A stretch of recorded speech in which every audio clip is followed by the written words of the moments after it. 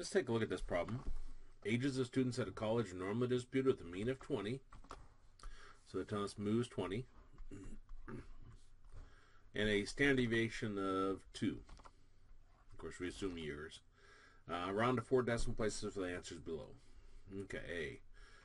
What is the probability that one student chosen at random will have an age less than 18.6? Okay, let's first sketch that. Here's 18.6. Less than goes this way.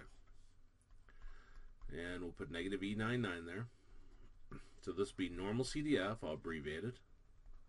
And then our low value, comma, our high value, comma, our mean, comma, our standard deviation.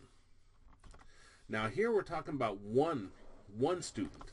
So I don't have to worry about modifying the standard deviation at the end. Okay, let's see what this gives us. So do second vars, choose normal CDF, and then I got negative E99, comma, 18.6, comma, 20, comma, 2, enter. In the 4 decimal places, we'll have 0.24, and it's 19 and then a 6. Since this is 5 or greater, it means we're going to round up, so this becomes 20, or 0.242. Now B. It says, what is probably that 20 students chosen at random will have a mean age greater than 21.5? So put 21.5 here. Greater than would be shaded to the right. So we'll do a normal CDF, since it's asking for probability. Put our low value, which is 21.5, and our high value, clear over here, remember, is infinity, or E99. So I'll put E99 there. Then our mean, which is still 20, and then our standard deviation divided by the square root of 20. The reason why we have to do something there is because we're talking about more than one. We're talking about 20 students to be specific. When you're talking about more than one, you have to modify your standard deviation in by dividing by the standard deviation by the square root of n. So I'll do second vars, choose normal CDF, and then we got 21.5, comma, and then E99, comma, 20, comma, then 2 divided by a square root, so I do second x squared of 20.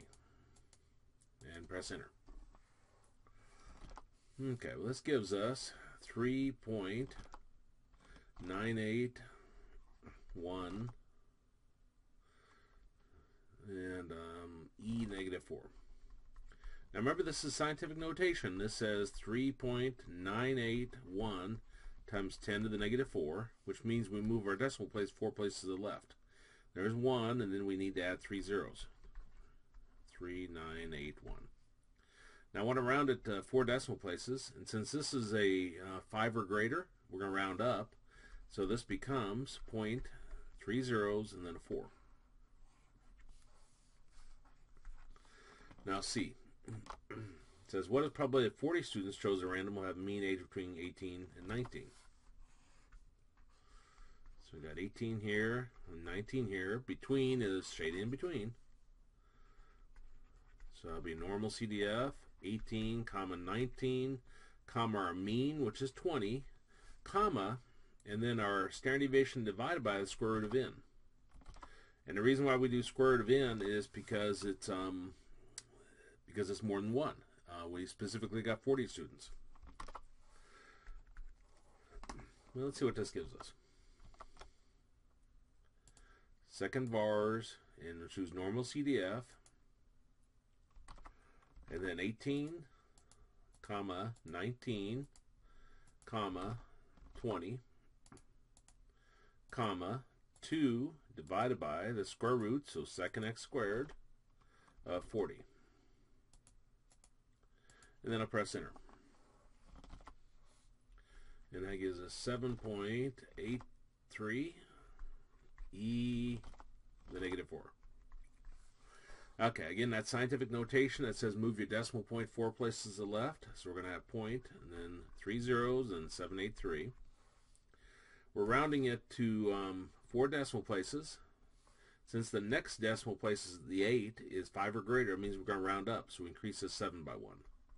So we got 0.0008. And that would be our answer. And I didn't circle the first one today. But those are our answers to that problem.